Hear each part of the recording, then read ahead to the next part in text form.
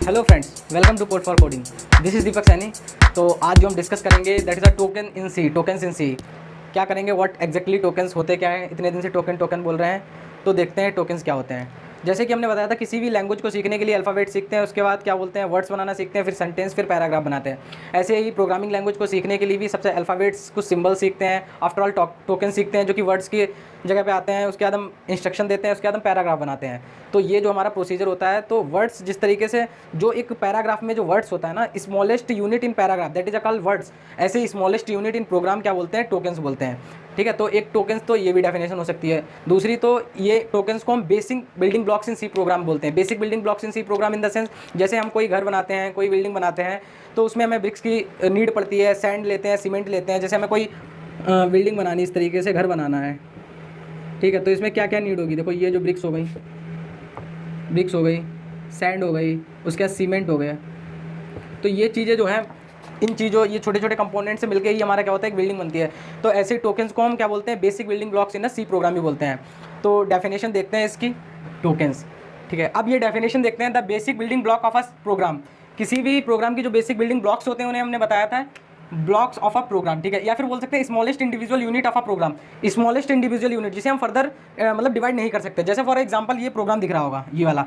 अब यहाँ पे देखो, ये हैशटैग अलग कर लेंगे, इंक्लूड अलग कर लिया, ये वाला ब्रैकेट अलग कर लिया, stdio डॉट अलग कर लिया, ये वाला मेन अलग कर लिया। देखो, हमने पूरे प्रोग्राम को एक छोटे छोटे पार्ट में डिवाइड कर लिया। इन्हें ही हम बोलते हैं टोकन्स। ये देखो, इसे हम टोकन बोलेंगे, ये चीज़ टोकन हो जाएगी, ये हो जाएगी। एक डॉट इवन इफ टोकन होगा, ये वाला पैरेंथेसिस लगाते हैं, ये भी टोकन हो जाएगा। प्रिंटफ अलग होगा, ये चीज़ अलग होगी, ये टोकन होगा, ये अलग होगा, ये अलग होगा, रिटर्न। ये देखो जिस तरीके से बनाया है, तो ये जो है इस तरीके से हमने जैसे इस तरीके से कैटेगराइज किया है, तो इन्हें ही हम बोलते हैं टोकन्स। एक और एग्जाम्पल देखते हैं। अब ये एग्जाम्पल देखते हैं, इंट x इक्वल टू 5। अब यहाँ पे देखते हैं कितने टोकन्स होंगे। एक तो इंट होगा, और एक जो बीच में स्पेस है, ये 2 3 4 5 6 7 और 8। तो यहाँ पे क्या है, 8 टोटल कितने, 8 टोकन्स हैं। देखो, एक तो इंट हो गया, एक बीच में जो स्पेस आ रहा था ये हो गया, एक फिर स्पेस आ रहा है, ये इक्वल टू, एक स्पेस यहाँ पे होगा 5 और ये, तो 1 2 3 4 5 6 7 8। तो यहाँ पे टोटल कितने हैं, 8 टोकन्स हैं। तो अब आपको क्लेरिफाई हो गया होगा कि व्हाट एग्जैक्टली टोकन्स। तो अब हम डिस्कस करते हैं कि how many types of tokens. हाँ, टाइप्स ऑफ टोकन इन सी, कितने टाइप्स के टोकन्स होते हैं। तो फर्स्ट कीवर्ड्स होते हैं, फिर आइडेंटिफायर, वेरिएबल्स आते हैं, कांस्टेंट आते हैं, डेटा टाइप आते हैं, ऑपरेटर्स आते हैं, स्ट्रिंग्स आते हैं, स्पेशल सिंबल। इसे हम वन बाय वन डिस्कस करेंगे कि कीवर्ड्स क्या होते हैं, आइडेंटिफायर, कांस्टेंट क्या होते हैं। तो सबसे पहले हम देखते हैं what exactly keywords. Okay, C language का जो इन्वेंशन हुआ था वो 1972 में डेनिस रिची ने किया था।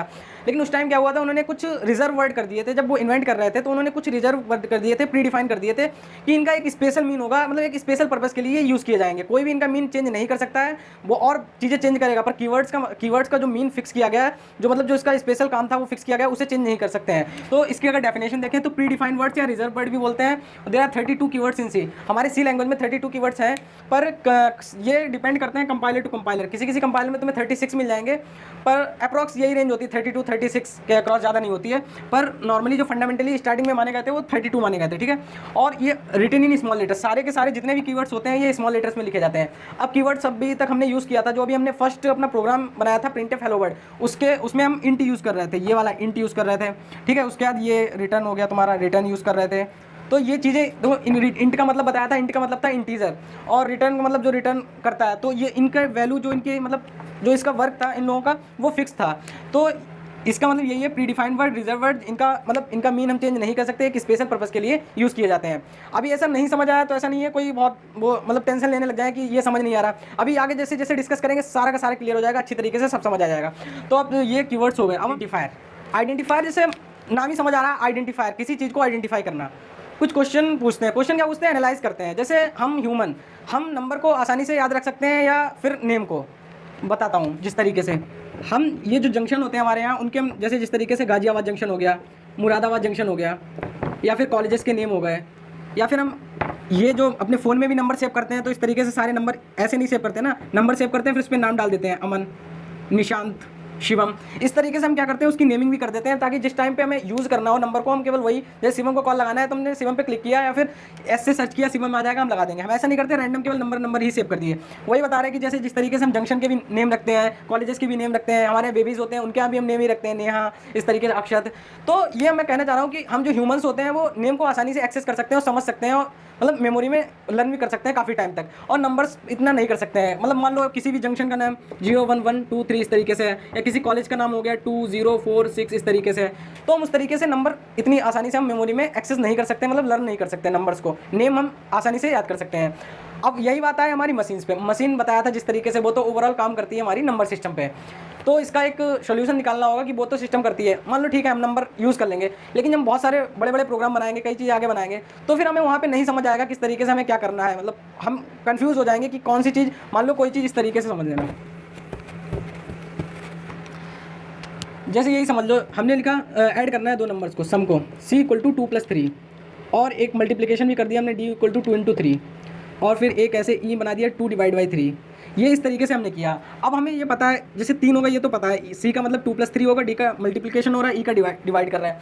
लेकिन अगर हम इसे इस तरीके से लिख दें सम, और इसे लिख दें मल्टीप्लिकेशन, और इसे लिख दें डिवाइड, तो ये चीज़ें हमें ज़्यादा इजीली से याद रहेंगी। और ऐसे बहुत सारी हम लाइन बना देना तो भी हमें याद रहेगा, अच्छा सम पूछ रहा है तो ये करना है। अब सी आ रहा है, डी आ रहा है, तो हमें इसका क्या ही लॉजिक होगा समझ नहीं आएगा।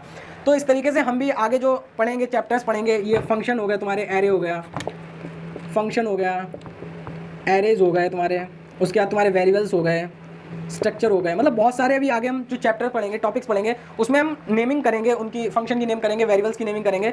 तो किस तरीके से हम वेरिएबल की उनकी नेमिंग करेंगे वो हम सीखेंगे आइडेंटिफायर में।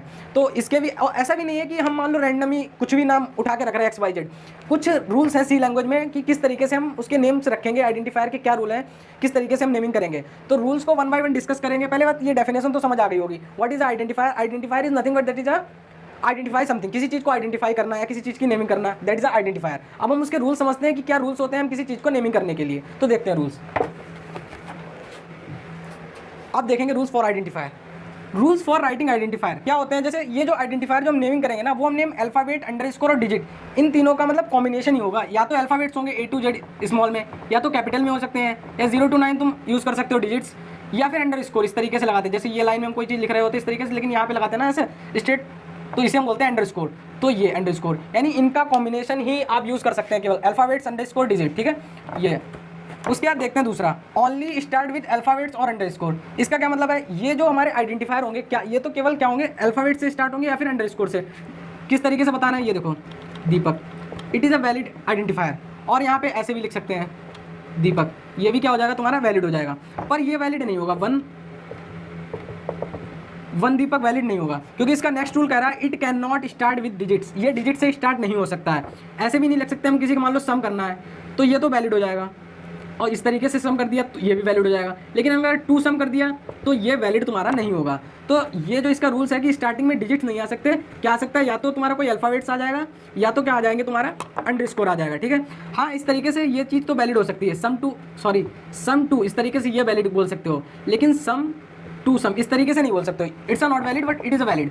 तो इस तरीके से ये हम आइडेंटिफायर की क्या करते हैं, नेमिंग करते हैं। उसके बाद क्या, it can not start with no space allowed in identifier. अब ऐसे नहीं कर सकते हैं सम टू, यहाँ पे स्पेस आ गया तो ये वैलिड नहीं होगा। सम और जस्ट उसके बाद में तुरंत हमें 2 लिखना होगा, ये मतलब वैलिड होगा। अब यहीं पे यही लिखें, जैसे मोहन कुमार, तो मोहन कुमार नॉट वैलिड होगा क्योंकि स्पेस बीच में आ गया। अगर हम यही लिखें मोहन कुमार, ये वैलिड होगा। तो क्या होगा, बीच में स्पेसेस भी नहीं आ सकते हैं तुम्हारा। उसके बाद क्या होगा, the identifier must not be keyword, keyword नहीं होने चाहिए। जिस तरीके से अभी हमने कीवर्ड्स देखे थे, 32 कीवर्ड्स देखे थे, उसमें जो भी मतलब रिजर्व वर्ड हमने यूज़ किए थे वो हम ऐसा नहीं कर सकते। जैसे ये उसमें हमने यूज़ कर रहे थे इंट यूज़ कर रहे थे, इंट यूज़ कर रहे हैं, तो यहाँ पे हम इंट अगर लिखेंगे तो ये वैलिड नहीं होगा। लेकिन हाँ, अगर ये हम इस तरीके से इंट लिखेंगे, ये वैलिड लिखेंगे। मतलब ये डिफरेंस होगा तुम्हारा। इंट अगर ऐसे लिखेंगे ये वैलिड नहीं होगा, अगर इसे लिखेंगे तो वैलिड होगा। इंट यहाँ पे क्या है, ये स्मॉल में है, ये कैपिटल में है। हमने तो बताया कि जो कीवर्ड्स में होते हैं वो सारे के स्मॉल लेटर में लिखे जाते हैं कीवर्ड्स, और यहाँ पे क्या है, तुम ये कैपिटल में बना रहे हो, तो ये वैलिड हो जाएगा इंट।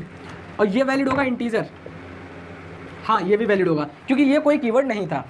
तो ये भी आप ये वाला रूल देख सकते हो, the identifier must not be keyword नहीं होना चाहिए। No special symbol allowed within the variable name, special symbol कोई नहीं आना चाहिए, ऐसा नहीं आना चाहिए। यहाँ पे लिख दिया मोहन @ कुमार, ये वैलिड नहीं होगा। ऐसे भी नहीं वैलिड होगा, मोहन @ मोहन और बीच में कॉमा लगा दिया कुमार। तो ये स्पेशल सिंबल होते हैं, @ हैशटैग हैशटैग वगैरह लगा दिया, कॉमा, सेमीकोलन। तो ये जितने भी हैं ये हमारे वेरिएबल्स में नहीं आने चाहिए, कहीं पे भी नहीं आने चाहिए, दिखने ही नहीं चाहिए, ठीक है। तो ये भी एक इसका रूल हो गया। No special. फिर क्या है, length of identifier depend machine to machine. अब मतलब उसकी लेंथ अब कितनी बड़ी हम लेंथ रख सकते हैं, जैसे यहाँ पे लिखा हमने सम ऑफ द नंबर, ये 1 2 3 4 5 6 7 8 9 10 11 12 13 14 हो गया। तो ऐसे हम कितना मतलब लेंथ कितनी रख सकते हैं मैक्स टू मैक्स, जो उसके आगे कंपाइलर क्या होगा, एरर देने लगेगा, बोलेगा नहीं भाई ये मैक्सिमम थी, वार्निंग देने लगेगा। तो जो है length of identifier depend machine to machine बोल सकते हैं, कंपाइलर टू कंपाइलर बोल सकते हैं। वो कितना, जैसे अगर तुम BS कोड यूज़ कर रहे हो या फिर कोड ब्लॉक्स कर रहे हो, ऑनलाइन से कंपाइलर कर रहे हो, तो डिपेंड करता है कंपाइलर टू कंपाइलर कि वो कितनी लेंथ का जो है एक्सेप्ट कर रहा है तुम्हारा आइडेंटिफायर। लेकिन अगर वैलिड माने रेंज तो ऐसे 32 to 35 इसके अक्रॉस लगभग होती है, तो ये भी पता चल गया। तो हम सारे रूल्स 1 by 1 डिस्कस कर लेते हैं फिर से। फर्स्ट क्या है, अल्फाबेट अंडरस्कोर और डिजिट से होने चाहिए, ओनली स्टार्ट विद अल्फाबेट और underscore, it can not start with digit, ठीक है। No space allowed within the identifier, special symbol भी नहीं होने चाहिए और कीवर्ड तो नहीं होने चाहिए। ये कहाँ हो गया कीवर्ड जैसे इस तरीके से, कीवर्ड में एक आता है फ्लोट, तो अगर इसे हम आइडेंटिफायर की नेमिंग करेंगे तो ये गलत होगा।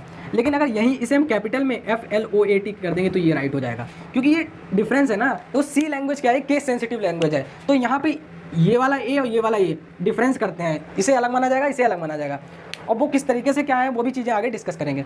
तो हमने ये देखा रूल्स फॉर राइटिंग आइडेंटिफायर। अब इसके कुछ एग्जांपल्स देख लेते हैं ताकि सारी चीज़ें क्लियर हो जाएं। Okay, check whether identifier valid और इनवैलिड, वैलिड और नॉट, मतलब इतने सारे ये एग्जांपल दे रखे हैं, इनमें मैं चेक करना है कौन कौन से वैलिड है। तो देखते हैं, पहला है टोटल सम, ये तो वैलिड है, इसमें कोई स्पेस नहीं है, बिल्कुल कोई स्पेशल सिंबल भी नहीं, वैलिड है। ये इनवैलिड है, ये देखो स्पेशल सिंबल आ गया, ठीक है। कंप्यूटर वैलिड है, इंट वैलिड नहीं है, क्यों नहीं इंट वैलिड है बताओ।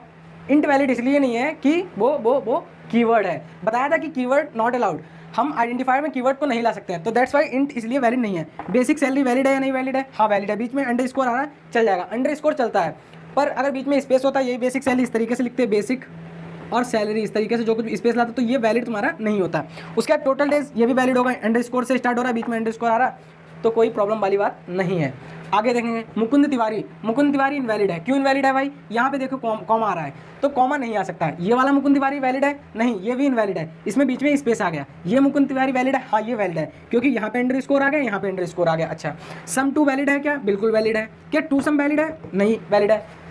आइडेंटिफायर जो है डिजिट से स्टार्ट नहीं हो सकता था, ये एक रूल बताया था। इंटीजर वैलिड है, वैलिड है इंटीजर, हाँ वैलिड है, क्योंकि इंटीजर कोई कीवर्ड नहीं है, इंट कीवर्ड है ना कि इंटीजर, तो इंटीजर तो चल जाएगा। ये वाला इंट वैलिड है या नहीं वैलिड है, हाँ ये भी वैलिड है, क्योंकि इंटीजर में इसमें INT, इसमें सारा बताया था कीवर्ड्स जितने भी होते हैं सारे स्मॉल लेटर्स में लिखे जाते हैं, इसमें क्या है ये कैपिटल में लिखा हुआ, तो ये इंट वैलिड हो जाएगा। पर ऐसा हम जनरली मतलब नेमिंग नहीं करेंगे इंट की, क्योंकि कन्फ्यूज हो जाएंगे हम, तो इसे हम अवॉइड करके रखेंगे। लेकिन हाँ ये वैलिड तो है। डे ऑफ ईयर वैलिड है, बिल्कुल वैलिड है। रमेश नहीं वैलिड है, special symbol not allowed in variable name. उसके बाद ब्रदर्स नेम नहीं वैलिड है, special symbol not allowed in variable name. उसके बाद 532 और सेकेंड वैल्यू स्टार्ट डिजिट, ये भी नहीं वैलिड है। तो यहाँ पे मतलब ये कुछ इलस्ट्रेशन देखे तो यहाँ पे तुम लोगों को मतलब आइडेंटिफायर का आइडिया क्लियर हो गया होगा कि किस तरीके से हम नेमिंग करते हैं। एक बार रूल्स को फिर से पढ़ना, ये देखो रूल्स आ रहे होंगे, इन रूल्स को फिर से पढ़ना और इन क्वेश्चन को देखना और भी क्वेश्चन ट्राई करना, ठीक है। तो अब हम डिस्कस करते हैं वेरिएबल्स, व्हाट एग्जैक्टली वेरिएबल्स। तो अब डिफाइन करते हैं वेरिएबल्स। वेरिएबल्स क्या होते हैं, वेरिएबल्स कांस्टेंट वेरिएबल तो जो चेंज हो सके। अब देखो हमारे वर्ड में कोई दो ही तरीके की चीज़ें हैपनिंग होती हैं, कौन कौन सी, या तो कोई चीज़ कांस्टेंट हो सकती है या तो कोई चीज़ क्या हो सकती है, वेरिएबल्स। अगर हम तुमसे पूछे कि 1 ईयर में कितने मंथ होते हैं तो तुम बोल दोगे 12। अगर हम बोलें 1 वीक में कितने डेज होते हैं तो तुम बोल दोगे 7। अगर हम बोलें कि 1 वीक में क्या टेम्परेचर होता है तो तुम यही बोलोगे, वो कोई फिक्स थोड़ी ना रहता है टेम्परेचर, वो तो वेरिएबल होता है, चेंज होता रहता है। तो ऐसे ही दो तरीके की चीज़ें होती हैं, एक तो वो होती हैं जो कांस्टेंट होती हैं, दूसरी वो होती हैं जो वेरिएबल होती रहती हैं। अब यहाँ पे वेरिएबल को हम सी लैंग्वेज के साथ कैसे रिलेट करेंगे और क्या एग्जैक्टली मीन होता है वेरिएबल्स का सी लैंग्वेज में, वो डिस्कस करेंगे। अब जैसे फॉर एग्जांपल मैंने तुम्हें 2 नंबर ऐड करने को बोला, मान लो तुम 2 नंबर ऐड करो। अच्छा, कौन से 2 नंबर, एक तो ये हो गया। पहले जैसे ही हमने 2 बताया, तुमने अपनी मेमोरी में 2 क्या कर लिया, सेव कर लिया, ठीक है। अब जैसे ही मैं नेक्स्ट नंबर बताऊंगा वैसे ही तुम ऐड करके आउटपुट दे दोगे। मैंने बोला 2 और दूसरा नंबर है 7, तो तुम आउटपुट दे दोगे 9। तो इस तरीके क्या किया तुमने, पहले क्या किया अपनी मेमोरी में सेव किया, बाद में तुमने एक्सेस करके आउटपुट दे दिया।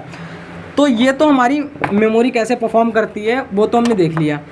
लेकिन व्हाट अबाउट मशीन्स के बारे में क्या है, इनकी भी एक मेमोरी होती है, ठीक है। इस मेमोरी में इस तरीके से ब्लॉक्स बन रखे होते हैं जहाँ पे हमारी जो इन्फॉर्मेशन होती है वो स्टोर होती जाके, कोई भी प्रोग्राम में हम जो चीज़ें डिक्लेयर करते हैं वो यहाँ पे स्टोर होती जाके है। अब जैसे यहाँ पे मान लो 2 नंबर को ऐड करना था, तो 5 भी यहाँ पे स्टोर हो जाएगा जाके और 2 भी स्टोर हो जाएगा जाके रैंडम। अब इन मेमोरी को इस मतलब कंप्यूटर की इस मेमोरी को हम इस तरीके से मान सकते हैं, एक बहुत बड़ा ऑडिटोरियम टाइप का है, उसमें बहुत सारी चेयर्स पड़ी हुई हैं, कोई नहीं बैठा हुआ है। उसमें से क्या हुआ, एक बच्चे को ऑडिटोरियम में भेजा जाता है इस तरीके से, तो वो कहाँ पे बैठेगा, कहीं भी बैठ सकता है, रैंडम पूरा क्या है ऑडिटोरियम खाली है। जैसे क्लास में ही हम लोग क्लास में जाते हैं, थोड़ा लेट गए तो सारी सीट्स क्या हो जाती हैं, फुल हो जाती हैं, तो फिर पीछे बैठना पड़ता है। लेकिन अगर वही हम थोड़ा मतलब स्कूल में थोड़ा पहले चले जाते हैं, मान लो 7 बजे का स्कूल है और हम पहुंच रहे हैं 6:45 पे इस तरीके से, तो हम देखते हैं क्लास बिल्कुल क्या होती है, सारी सीटें खाली पड़ी होती है, तो हम कहीं पे भी बैठ सकते हैं। ऐसे ही ये मेमोरी लोकेशन होती हैं, ये कहीं मतलब 5 होगा, ये मेमोरी लोकेशन में कहीं पर भी बैठ सकता है, कहीं पर स्टोर हो सकता है। ऐसे 2 भी कहीं रैंडम। ये बहुत बड़ी मेमोरी इस तरीके से लोकेशंस होती हैं, बहुत ब्लॉक्स होते हैं इसमें, ठीक है। डिस्कस करेंगे इसका आर्किटेक्चर क्या होता है वो आगे। अभी तो यही समझ लो कि बहुत सारे छोटे छोटे ब्लॉक्स होते हैं मेमोरी के, तो वहाँ पे क्या होता है, हमारा जो इन्फॉर्मेशन है वो स्टोर हो जाती जाके है, ठीक है। अच्छा, अब ये स्टोर तो हो जाएगी रैंडम। अब मान लो हमें इसे एक्सेस करना है, मान लो हमें 5 को एक्सेस करना है, जैसे हमने बताया 2 नंबर को ऐड करना है, तो तुमने 5 कर लिया, ठीक है, 2 भी आ गया। अब इन दोनों को ऐड करके रिजल्ट हमें इन्हें एक्सेस करना है, तो हम इन्हें एक्सेस कैसे करेंगे। मेमोरी थी, हमारी मेमोरी क्या थी, हमने जैसे 2 डाला 5 डाला, तो हमने तो बता दिया, हम तो ह्यूमंस हैं, मेमोरी हमारी जिस तरीके से वर्क करती है वो इसकी वर्क नहीं करती है ना। हमने बताया 2 5 को ऐड करना है तो आउटपुट 7 बता दिया। पर इसमें अगर जैसे हमने 5 2, अब इसमें जैसे हमने पहले बताया था कि 5 डाला तो तुमने एक्सेस करके तुरंत बता दिया 5 + 2। अब इसे भी हमें एक्सेस करना है 5, तो हम कैसे करेंगे, क्योंकि हमें पता नहीं किस तरीके से एक्सेस करेंगे। हम ऐसे थोड़ी ना बुलाएंगे 5 5 5 आ जाओ, तो 5 नहीं आएगा। यहाँ पे हम क्या करेंगे, एक इस लोकेशन का एक नेम फिक्स कर देंगे x। हम बाहर बुलाएंगे x भाई आ जाओ, तो x की जगह पे क्या आ जाएगा तुम्हारा 5 आ जाएगा। ऐसे हम इसका नेम रख देंगे y, तो y की जगह पे क्या आ जाएगा 2, तो हम x + y कर देंगे जो हो जाएगा 5 + 2 = 7। अच्छा, ऐसा होगा। तो वेरिएबल्स क्या होते हैं, that is a named of memory locations. ये जो मेमोरी लोकेशंस होती हैं, ये इनके जो नेम रखे जाते हैं इन्हें ही हम बोलते हैं वेरिएबल्स। इसकी वजह से हम क्या कर सकते हैं, किसी भी मतलब इन्फॉर्मेशन को एक्सेस कर सकते हैं हमारी मेमोरी से, ठीक है। अब ऐसा है, जैसे ये मेमोरी है, ठीक है। अब यहाँ पे कोई इन्फॉर्मेशन हमने फिक्स की इस तरीके से, हम देखो डिक्लेयर किया, ये होता है डिक्लेरेशन, इंट x, इसे हम बोलते हैं डिक्लेरेशन। और x = 5, इसे हम बोलते हैं इनिशियलाइजेशन। तो ये होता है हमारा डिक्लेरेशन। हमने कोई चीज़ को डिक्लेयर किया, हमने बोला कि इंटीजर, एक इंटीजर नंबर हमें क्या करना है, स्टोर करना है, जिसकी मेमोरी का नेम जो होगा x होगा, तो वो हो जाएगा फिक्स हो जाएगा x, कोई रैंडम। उसकी जगह पे क्या हो जाएगा 5 असाइन हो जाएगा, तो 5 आ जाएगा इस तरीके से। ये ऐसे काम करता है। इसे हम ऐसे भी कर सकते हैं, इंट x = 5। इसका और इसका मीन बिल्कुल सेम होता है। ये हम सेपरेट लाइन लिख रहे हैं, ये हम एक लाइन में भी लिख सकते हैं इस तरीके से। तो हमने क्या किया, इंट x = 5, तो 5 क्या हुआ जाकर स्टोर हो गया जाके। तो इस तरीके से हमारे क्या हो जाता है, स्टोर हो जाती हैं चीज़ें। अब इनके क्या नाम हो सकते हैं, जैसे इस तरीके से मान लो इंट a = 2, ठीक है। तो यहाँ पे क्या हुआ, 2 फिक्स हो गया मान लो। ऐसे हमने क्या कर दिया, इंट v = 3, तो ऐसे एक यहाँ पे a और एक b की भी, यहाँ b जो है एक लोकेशन b ने ऑक्यूपाई कर ली जाके 3 ने। हमने यहाँ पे एक c नाम का वेरिएबल बनाया जिसमें हमने किया a × v, तो a × v कितना हो जाएगा, 3 × 6। अब c नाम का भी वेरिएबल बन जाएगा जिसमें c मतलब जो है स्टोर हो जाएगा जाके। अब हम इस c को c ना बोल के मल्टीप्लिकेशन बोल दें, मल्टीप्लिकेशन या मल्टीप्लाई, तो ज़्यादा इजी रहेगा, मतलब एक्सेस करने में और समझने में भी इजी रहेगा। तो हम इसी तरीके से क्या करेंगे, इसके नेम्स भी रखेंगे। अब नेम्स के क्या रूल्स होंगे, वही जो हमने आइडेंटिफायर में पढ़े थे वही हम रूल यहाँ पे भी यूज़ कर सकेंगे। हम मल = 6 लिख सकते हैं, मल्टीप्लिकेशन को मल लिख दिया तो 6 कर सकते हैं, ठीक है। हम ऐसे नहीं कर सकते, मल्टीप्लिकेशन = 6, ये चीज़ तो वैलिड है, पर अगर हम यहीं पे अंडरस्कोर हटा के यहाँ पे मान लो 1 मल्टीप्लिकेशन = 6 बोल दिया तो ये इनवैलिड होगा। तो वही आइडेंटिफायर के जो रूल्स बताए थे वो यहाँ भी फॉलो होंगे और इसकी हम नेमिंग करेंगे। तो ये तो समझ गए होगे, किसी चीज़ को डिक्लेयर करना हो तो हम क्या करते हैं, इंट x, इंट मतलब यहाँ पे इंट ही नहीं, यहाँ पे कोई भी और भी डेटा टाइप्स आ सकता है। डेटा टाइप अभी देखो हम आगे पढ़ेंगे, अभी तो हम यही मानते हैं कि जिस तरीके से हमें नंबर जो है चाहिए होता है, जैसे 7 हो गया, 2 हो गया, 5 हो गया, ठीक है, -3 हो गया, ये सारे क्या है इंटीजर, ठीक है। अगर ये नंबर स्टोर कराना है तो हमें इंट डेटा टाइप लगाना है। अगर मान लो 2.5 हो गया, 7.6 हो गया, 3.3 हो गया, इस तरीके से यूज़ करना है तो यहाँ पे हम वही लिखते हैं फ्लोट एक्स, यानी int for integer, float for decimal point, इस तरीके से। तो ये आप समझ गए होंगे कि किस तरीके से इनिशलाइज करते हैं, किस तरीके से डिक्लेयर करते हैं। एग्जैक्टली वेरिएबल्स क्या होते हैं, that is a named of memory locations बोल सकते हैं। Identifier, what is the difference between identifier and variables. Variables is nothing but that is a named of memory location. और आइडेंटिफायर तुम्हारा क्या होता था, वो हम किसी भी मतलब नेम दे सकते हैं, फंक्शन, एरे, वो हम किसी की नेमिंग करना। और वेरिएबल्स क्या होता है, एग्जैक्टली नेम्ड ऑफ केवल मेमोरी लोकेशन, ठीक है। कीवर्ड्स पढ़े थे, बताया था कि 32 कीवर्ड्स होते हैं, रिजर्व वर्ड होते हैं, उसके रूल्स भी देखे थे, मतलब सारे क्या होते हैं स्मॉल लेटर्स में लिखे जाते हैं, ठीक है। 32 होते हैं, डिपेंड करते हैं कंपाइलर टू कंपाइलर। तो आज के लिए इतना ही है, हमने डिस्कस किया फर्स्टली कीवर्ड डिस्कस किया, फिर आइडेंटिफायर, फिर वेरिएबल्स। नेक्स्ट लेक्चर में हम कांस्टेंट, डेटा टाइप, ऑपरेटर्स के बारे में डिस्कस कर रहे होंगे। तो तब तक के लिए thank you, have a nice time.